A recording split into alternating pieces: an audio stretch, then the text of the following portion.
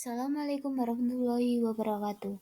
Salam sejahtera bagi kita semuanya. Kali ini kami sebagai kelompok 5 akan mempresentasikan problematika dan evaluasi implementasi UPD sebagai siswa.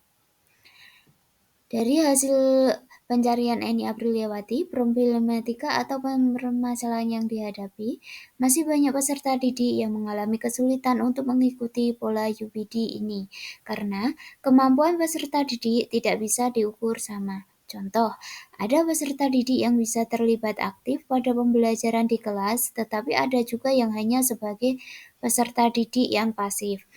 Yang bisa dilakukan oleh seorang peserta didik adalah belajar sesuai dengan kemampuan mereka, serta tidak malu untuk mengungkapkan pendapat atau bertanya jika mereka tidak mengerti atau memahami pelajaran. Selanjutnya, solusi untuk menghadapi permasalahan, guru harus mampu mengembangkan perangkat pembelajaran yang lebih sesuai dengan kebutuhan peserta didik. Guru agar dapat menciptakan pembelajaran UPD semenarik mungkin agar peserta didik tidak bosan dalam penerapannya dan lebih bisa memahami penerapannya dengan cepat. Sebagai peserta didik yang belum terbiasa dan belum mengetahui alur UPD dalam pembelajaran, maka mereka harus siap berkolaborasi dengan guru untuk mengimplementasikan UPD sesuai dengan kebutuhan dan fase perkembangan. Kemudian yang terakhir harus mencari referensi sumber belajar di luar buku teks atau standar dari isi.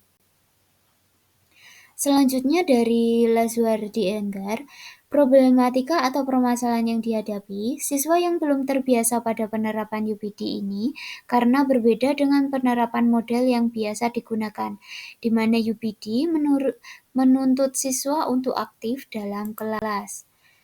Solusi dari permasalahan tersebut, guru harus mampu mengembangkan perangkat pembelajaran yang lebih sesuai dengan kebutuhan peserta didik, agar dapat mendukung penerapan kurikulum menggunakan kerangka UPD.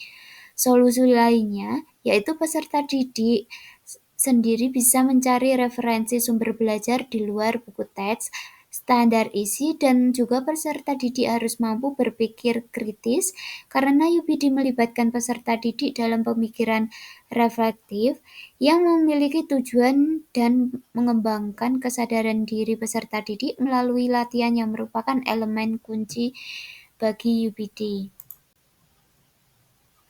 Selanjutnya, dari Pratama Apriliani, problematika atau permasalahan yang dihadapi, peserta didik belum terbiasa dengan penerapan UPD, karena berbeda dengan penerapan model yang biasa digunakan guru. Buku teks yang digunakan belum mendukung sepenuhnya untuk penerapan UPD di sekolah. Penerapan UPD di sekolah diperlukan pengembangan oleh profesional, sebab dalam pelaksanaannya membutuhkan waktu dan bahkan finansial. Selain itu, berpendapat para bahwa kritikus. Solusi dari permasalahan tersebut, guru harus mampu mengembangkan perangkat pembelajaran yang sesuai peserta, diintegrasikan dengan teknologi, dan karena peserta didik kesulitan UPD, maka dengan guru dapat berkolaborasi guru lain untuk mengimplementasikan UPD yang efektif. Peserta didik diarahkan mencari sumber referensi lain dan melatih berpikir kritis agar dapat beradaptasi dengan pendekatan UPD di kelas. Dari hasil kesimpulan beberapa pencarian dari kelompok kami, dapat disimpulkan bahwa dengan demikian, agar penerapan UPD dapat dijalankan efektif dan peserta didik dapat berperan aktif dalam pembelajaran, maka perlu adanya kerjasama yang dilakukan dengan berbagai pihak, seperti kepala sekolah, wakakurikulum, guru, dan peserta didik. Selain itu, guru yang akan melakukan penerapan UPD harus merancang strategi pembelajaran yang mudah diterima oleh peserta didik, sehingga pembelajaran sesuai dengan tahapan UPD dan mampu mencapai tujuan yang telah ditetapkan di awal. Baik, sekian, terima kasih. Kurang lebihnya, mohon maaf. Assalamualaikum warahmatullahi wabarakatuh.